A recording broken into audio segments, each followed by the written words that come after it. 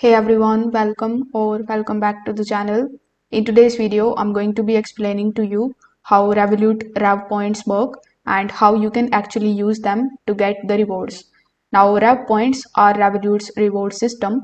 Every time you spend with your Revolut card, you are going to earn some points instead of the traditional cashback.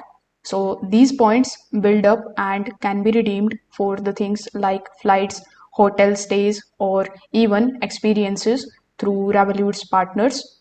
Now, what makes it interesting is its flexibility. You are not locked into one airline or one store. Instead, Revolut partners with the travel and lifestyle brands so that you can choose how to use your points. So the more premium your Revolut plan, the faster you earn them.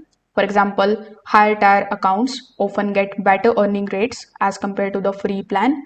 So Rev points also give you a way to make everyday spending feel more valuable since purchases like groceries or online shopping contribute toward the travel rewards.